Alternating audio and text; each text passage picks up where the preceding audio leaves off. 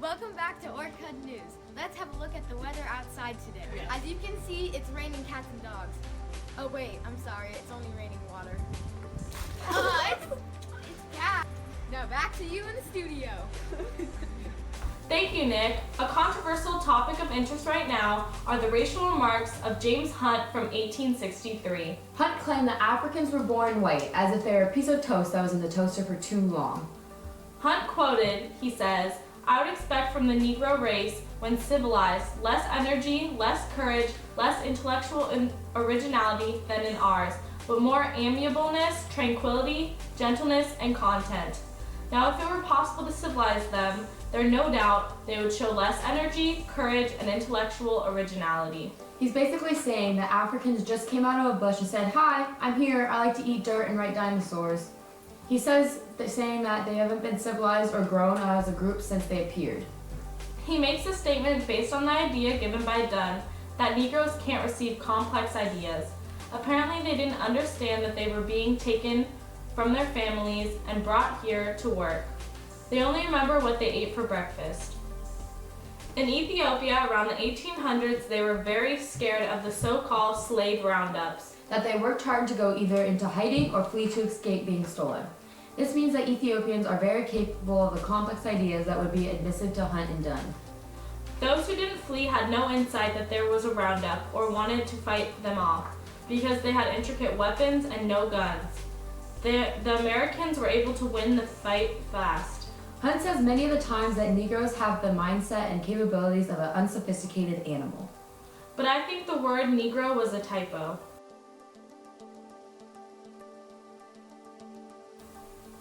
What Hunt didn't know was that there are over 80 different languages just in Ethiopia alone, and every student knew at least 2, sometimes more languages. Hunt says that Africans are uncivilized, yet Ethiopia and many other African countries had dynasties in the early 1200s.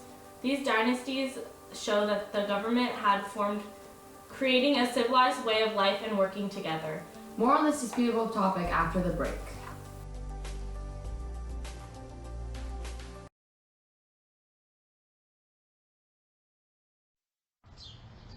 You hear something? Nah, I don't hear nothing. Telling you I hear something. Dude, you're just being paranoid. Grass is dumb. Water 2 minutes less, it won't notice.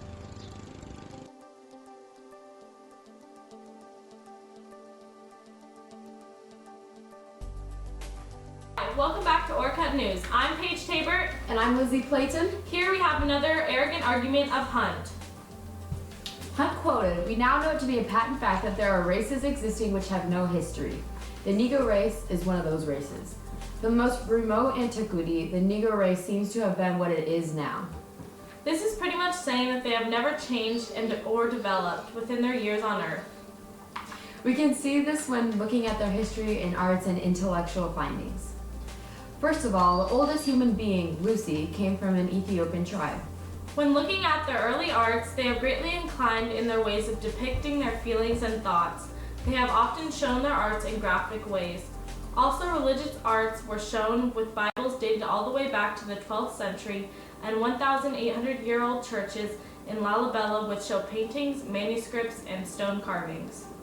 We also see many carvings shown as an expression, and there was a school of arts in Addis Ababa that teaches painting, sculpture, etching, and language. Not only was art shown in physical forms, but also in musical and lyrical ways. Rich culture could also be shown with traditional dancing, including rhythmic movements and music.